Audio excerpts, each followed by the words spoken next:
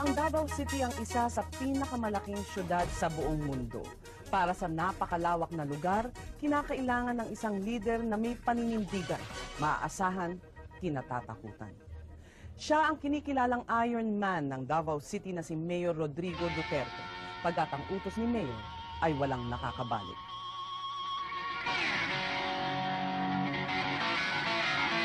Ilang daan ang mga mayor sa Pilipinas, pero mabibilang sa daliri ang mayor na kilala sa buong bansa.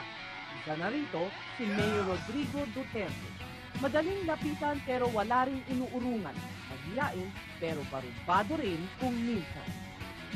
You do not really promise anything unless until you already deliver. Kung anong kaya ninyo, kaya ko. And if evil fascinates you, same with me here. Gabi-gabi rumuronda si Mayor. Personal na nagmamanman sa maaaring maging trahedya o maganap na krimen pagsapit ng dilim. Kaya para mabawasan ang karahasan, may alcohol ban. Sinama kami ni Mayor sa pag-ikot at nakita namin ang disiplina. Sa gimikan ng Davao na katumbas ng Libis o Malate, pagsapit ng alas 2 ng madaling araw, ceasefire na ang lahat sa pagtoma. Especially if you're the mayor, sometimes you have to make hard decisions. Bawal din sa Davao ang magyosi sa loob ng pampublikong lugar o pangpasaherong sasakyan. At si Mayor mismo ang nanghuhuli sa sinumang lumalabag sa ordinansang ito. In the process, marami kang kaawan. Wala. So, do you take precautions? I'm a great believer in God, destiny, fate, whatever you call it, karma. And when your time is up, it is up.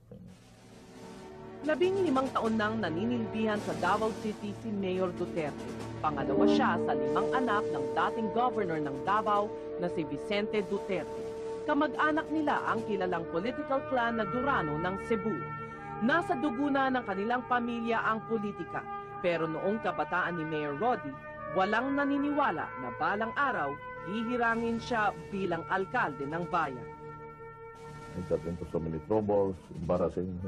There was a time and the stabbing and rumble then, and it took me about 6 years to finish it. I got expelled from San Beda. I could not, I was not really sure if I could take the bar. It was a mother who was the tiresome,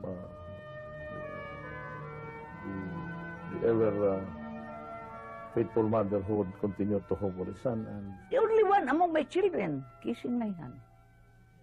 Ang uban, hindi naman sa check, after analyzing all my children. I told my children, only Rudy as the making of a leader. This mayor, as early as 3 o'clock. He comes home from Ronda. Now, he comes home 3 to 4. Nagtapos ng abogasya si Mayor Roddy. Naging piskal mula 1977 hanggang 1986. Naging OIC Vice Mayor siya ng Davao nang maupong presidente si Cory Aquino. Mula noon, tuloy-tuloy na ang kanyang political career. When you burned the Singapore flag at the height of the Contemplacion controversy, was that the time na parang hindi ganito yan. nakilala kayo sa buong bansa? One morning after, when I went out to the room, nakikita ko yung mga helpers umiiyak na.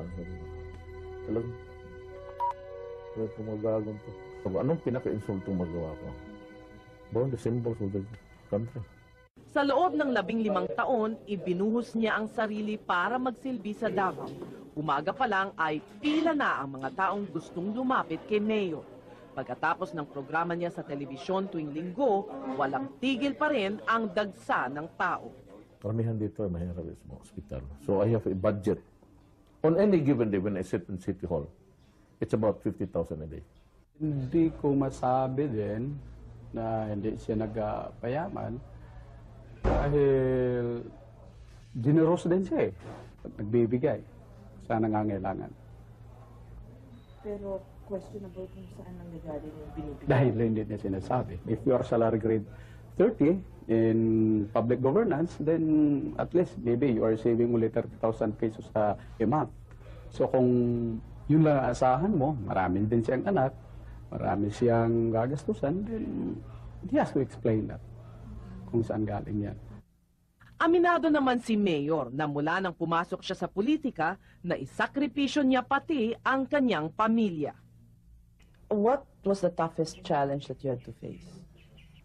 Trying to grapple with reality when I broke up with my wife. My children are here in Davao, and I'd like to assure them that separated ako sa I love the mother.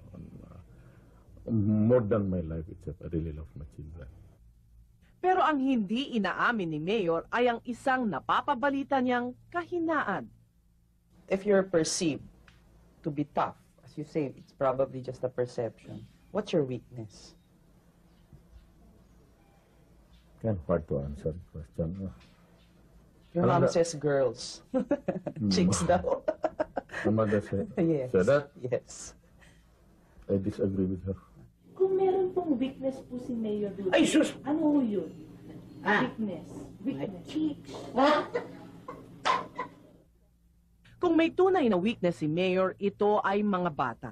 Kaya naman kapag nalululong sa masamang bisyo ang kabataan, hindi niya makuhang patawarin ang mga drug pushers.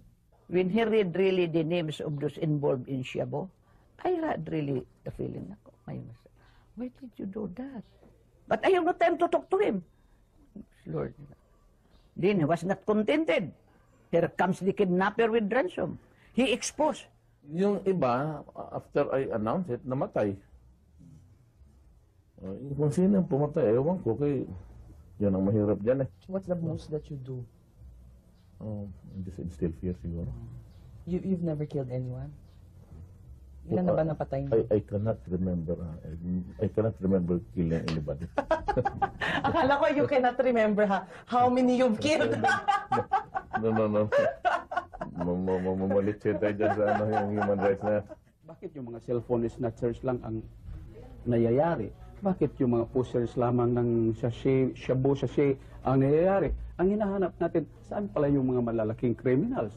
Of course, hindi ko nililink si Mayor, pero meron siya mga pronouncement na lumalabas sa diaryo, sa televisions, at saka newspaper, na ibig sabihin, judicial truth is different from the real truth.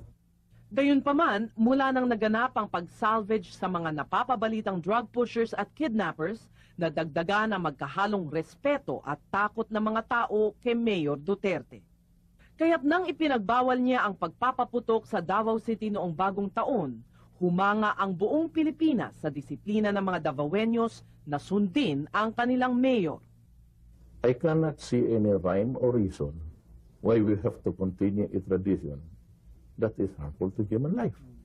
Why do you have to lose a life, a limb, eyesight, when as a matter of fact you can avoid it by government simply saying that this is bad? Matindi ang mga prinsipyo ni Mayor Duterte. Marami ang natutuwa, pero meron ding di sumasang-ayon sa kanyang pamamaraan. Ang popularity kasi ni Mayor Duterte doon lang sa peace and order.